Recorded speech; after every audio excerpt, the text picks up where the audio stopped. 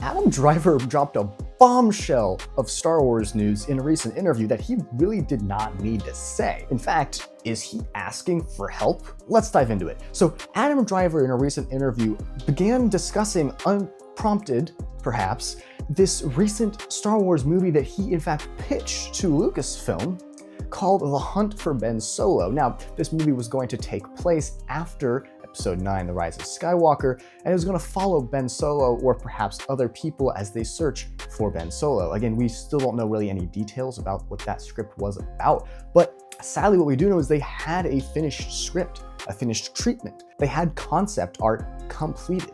This movie was ready to be made, and in fact, Kathleen Kennedy and Dave Filoni were both on board for this movie.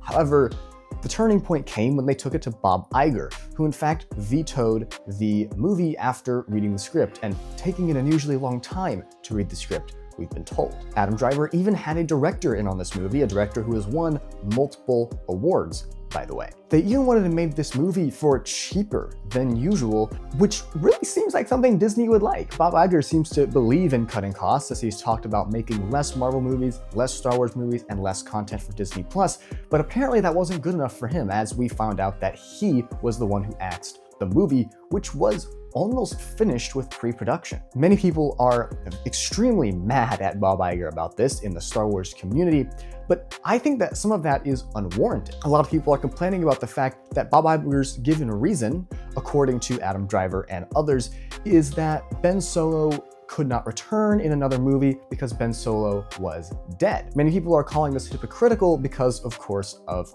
Darth Sidious, Emperor Palpatine's return in The Rise of Skywalker. Somehow Palpatine returned. They're especially saying that there's not even a given justification for this return of Emperor Palpatine. Somehow. While according to Adam Driver, there was a narrative explanation for why Ben Solo would be back. However, I think that some of this is a little overblown onto Bob Iger because Bob Iger is in a lose-lose scenario looking exclusively at these two situations. He was roasted by the fans after allowing Emperor Palpatine to return somehow. We don't know how, and neither do the characters in the movies. So what does he do? He changes his mind. He says, look, I've done this before. I've seen this script, right? We had a villain return and people hated it. People got mad at it. So we're not gonna do that again. No, you can't bring back Ben Solo, he's dead. What did people do? They roasted Bob Iger. They got mad at Bob Iger for making the opposite choice that they roasted him for making before. That's the internet for you. People are not going to be happy with whatever choice you make, but based on everything we've heard, I think that this movie would have been really, really cool. First off, Kylo Ren, Ben Solo, was one of the most interesting characters in the sequel trilogy, incredibly more interesting than Rey.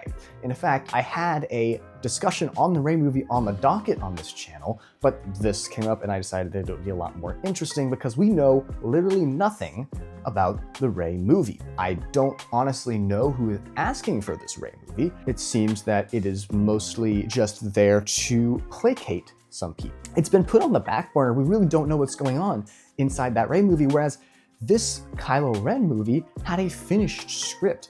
I mean, that's the script was really great. They could have begun filming pretty soon after Bob Iger accepted this. Now, back to my question at the beginning, is this Adam Driver asking for help from Star Wars fans? Can we put enough pressure on Bob Iger for him to go back and say, yeah, let's make this movie? Because we know that Disney bought the script.